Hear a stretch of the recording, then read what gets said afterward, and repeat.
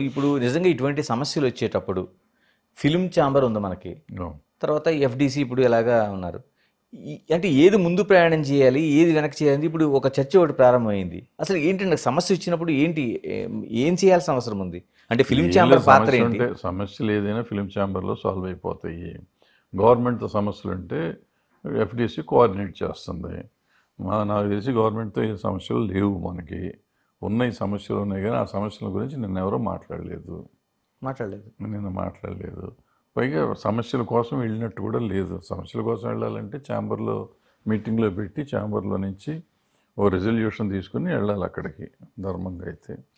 అటువంటిది ఏమీ చేయలేదు. కౌన్సిల్లో కూడా చేయాలి, మూవీ ఆర్టిస్ట్ అసోసియేషన్లో కూడా చేయాలి. చేయాలనుకుంటే అన్ని చోట్ల చేసుకుని అందరినీ కలుపుకొని వెళ్ళాలి. వర్కర్స్ ఫెడరేషను అంటే ఇండస్ట్రీ సమస్యలు అనుకుంటే.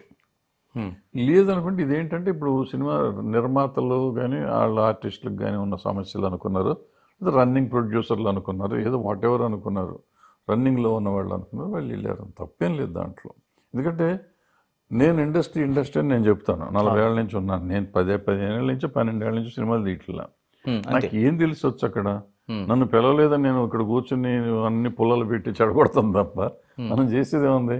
ఇవాళ వాళ్ళు ఫేస్ చేస్తున్న వాళ్ళు ఉన్నారు. ఈ లాస్ట్ 3 years నుంచి సినిమాలు తీసిన వాళ్ళు కాబట్టి వాళ్ళకి ఇవాళ సమస్య తెలుస్తుంది. ఓకే, నేను నిన్నటి సమస్య చెప్పగలను కానీ ఇవాళ సమస్య నేను చెప్పలేను. సో నన్ను పిలవలేదు అంటాం కంటే తెలిసిన వాడిని వెళ్ళటం బెటర్. బట్ ఏంటంటే ఎక్కువ మంది వెళ్తే too many cook spoil the బ్రాత్ లాగా అంతమంది వెళ్ళాల్సిన అవసరం లేదు. ఏదో అవసరమైన వాళ్ళు 10 మందో 5గురు వెళ్ళేసి చెప్పుకుని వచ్చేస్తే అయిపోయేది. పిలిచిన వాళ్ళు కూడా వెళ్ళలేదు కదా. ఐ డోంట్ నో వాళ్ళ రీజన్స్ ఏంటో మనకు తెలియదు కదా.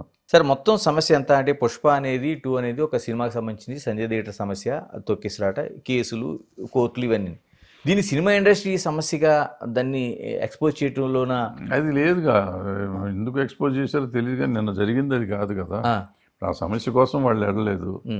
సో ఇప్పుడు నిన్న నేను అన్నది ఒక మనిషి కోసం ఇండస్ట్రీ తల వంచిందని నేను అన్నానని ఎట్లా ఉంటారు మీరు అన్నారు. నిజం, నేను ఎందుకంటే వాళ్ళు వెళ్ళలేదు కదా దానికి.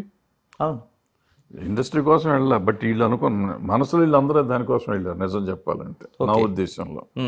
బట్ అక్కడికి వెళ్ళాక ఆయన మాట్లాడే అవకాశం లేదు, వీళ్ళు అది మాట్లాడలేదు.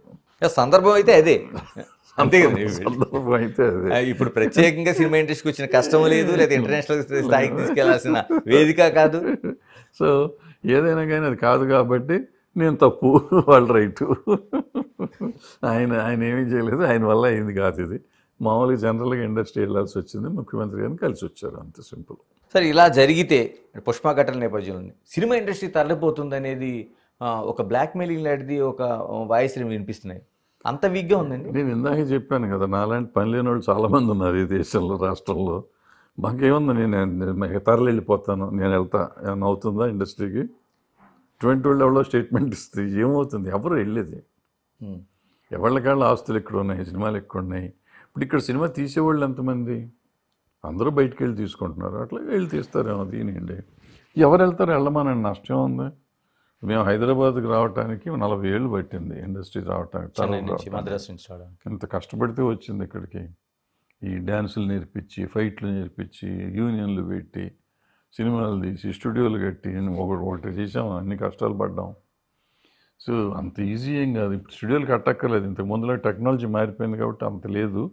బట్ ఓవర్ నైట్ వెళ్ళిపోవచ్చు వెళ్ళి చేయాలంటే. బట్ ఓవర్ నైట్ ఎవరు వెళ్తారు? ఎందుకు వదిలిపెట్టి వెళ్తారు? ఏం అవసరం ఉంది? ఏమైనా కొట్టారా, తిట్టారా? నేను ఏం జరిగింది?